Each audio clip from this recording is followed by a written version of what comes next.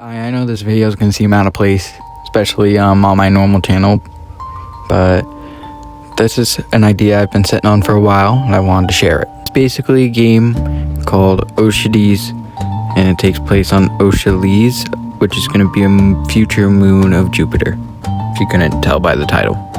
So like it said, it's set on a future moon. So the reason for that is because by then the sun would be a red giant in 5 billion years. And with that, it makes it more hospitable near Jupiter and the moons. Along with that, I made the day cycle 40 hours, not in real time, obviously, but in the universe. And it also takes 40 days for a year. Now, something very important about the atmosphere, which I think will end up affecting pretty much everything on this moon and in the ocean, is the fact that there is citric acid vapor in the atmosphere. I think for anyone who's scientific and wants to know, it's about 8%, I think. So it will have an effect on things, and part of it is that it's very humid and very cloudy. Another interesting thing about pretty much the whole moon is that the Tesla is 99, which means it has a very high magnetic field and electromagnetic field. But it basically means that there's a lot of charge on that moon, and it will affect pretty much everything, and you'll see how it plays out if it goes the way I plan. But my favorite part of that is that there's continuous aurora borealises all the time in the sky, but they'll probably be mostly covered by clouds, but then again, them shining through the clouds would look pretty cool, so the sky is always going to look really cool. And then also the ocean, it's going to get progressively more dense the deeper you go down, even more than a normal ocean, to the point that there are going to be things that are going to basically have armor and have super weird looks out of water because of how much pressure there will be at the very bottom. Along with ocean vents and volcanic activity at the very bottom, it's going to be a very interesting, diverse ocean.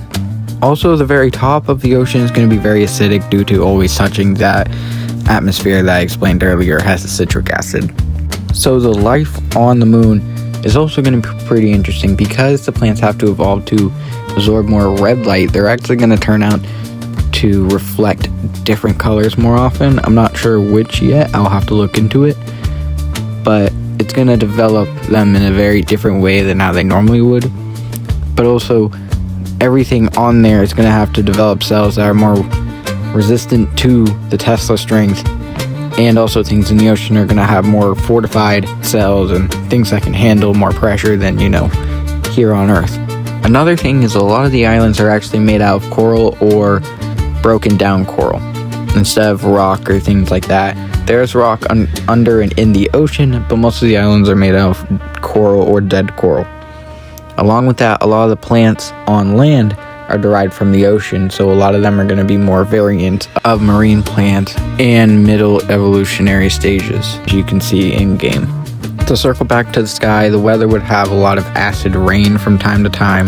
The sky would be very yellow to orange to red due to the sun and the citric acid in the skies. Would be wind dynamics and not solar heating causing any of the cycles of the clouds. And sometimes the average wind speed could get up to hundreds of miles per hour. Turns out in my notes, it actually tells me what color the plants would be. They would actually mostly be black, crimson, and purple, or other deep saturated colors to absorb as much light as possible, which is actually going to make the planet look kind of consistent but also pop at the same time. Now I'm going to go over a couple different ideas I've come up with. First one for biomes, I'm having them in different sections depending on how deep in water or if they're above water. And for above water, the example I'm showing is going to be the coral islands, which are basically going to be islands that are made out of coral, like I explained. But they're going to be very obvious that they're made out of coral. They're going to be very plateauy, have a lot of cliff sides, a lot of vertical ones, and some of them are going to reach up pretty high into the clouds, and there's going to be coral caves in them and below them. The next layer is going to be from 0 meters to 2.6 kilometers in the ocean. I'm going to be choosing the higher reef, which is going to have some calm lagoons and atolls that connect it to islands, and also be shallow reef that also has a very deep edge drop on one side. and it's going to be a lot more colorful and a lot more what you think of when you think of a pretty ocean. The next one is 2.6 kilometers to 5.2 kilometers, and the one I'm choosing for that is Ocean's Mouth, and it's more of a creepy, more horror-y feeling one. The water is cloudy at this layer. There's a lot of shoals and crevices. There's ocean trenches too, but also some magneto pools for small magnetic springs, which is something I can explain in a different video. Next is 5.2 to 7.8 kilometers down, and it's the glowstone, which is basically a meteorite that fell and is very radioactive and has made it a very specific biome down there. There's a lot of vent chimney fractures, stream pressure with weird lighting and everything, and some abyssal plains near hydrothermal vents. Now 7.8 to 10.4 kilometers deep. Next is the vent forest, where it's a lot of hot vent chimneys or thermal silica participation. I can't say the word, but you know what I mean. And there's a lot of rocky seabed down there too. And it's very, very warm, and it's hard to weave through. So it's a lot of thinner, smaller, more resistant creatures and life forms down there. Now we have the very bottom, 10.4 to 13 kilometers down, with the only biome I plan to have down there, which is Hades Pot. Volcanic vents, cement layers or sediment layers you can see just going down closer to magma. There's more deep sea vent cracks and superheated hydrothermal vents covering the seafloor.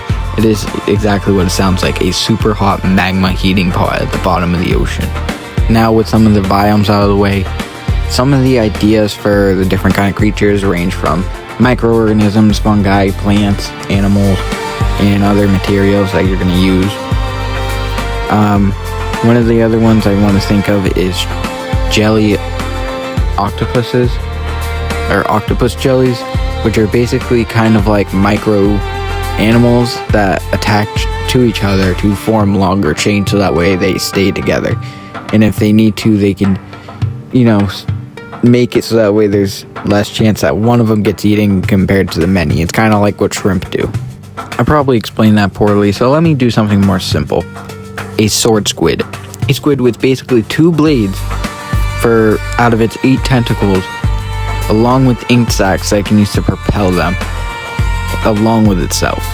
That would be kind of badass. Or a cliff flat shark that actually uses electromagnetism vibrations. I did not word that the best. But it basically puts its head on the side of big coral and it feels for vibrations to figure out where prey is. Or flux floats, which have hydrogen in them and also float along a magnetic line around the atmosphere of the planet that they use to basically be magnetized to stay on a certain trajectory and path throughout their life. And if you're wondering if there's any story idea, yes there is. Humans used to live on Jupiter, and there's a big backstory to that. Some civilization moved to the current moon that you're on, and you find out more about them through the story and why they aren't there anymore, and why no one's ever heard of them. But speaking of that, I also need help with doing this. I'm just one person, and I do not have all the skills I would need to make a fully functioning game. Right now, I would accept any help from people just pitching ideas or anything like that, because I would not be able to pay you at the moment, sadly. But that is why I have the Patreon, for funding, so that way I can get people and pay them properly for the things if they end up doing that. But that's all up to all of you watching if you would like to help in any way, shape, or form, monetarily, or even with ideas or suggestions, or even leading me towards people who would be helpful. I appreciate all of it. And I'm going to leave it with that. I'm going to end up uploading update logs and dev vlogs whenever I can to talk about the game more. And I just want to say thank you for watching, and that the music you've been listening to is for the biome of Ocean Mouth, which is going to be 2 tracks that you've been hearing, because I don't want you to just get bored while being in the same environment. But enjoy the rest of it, and thank you again.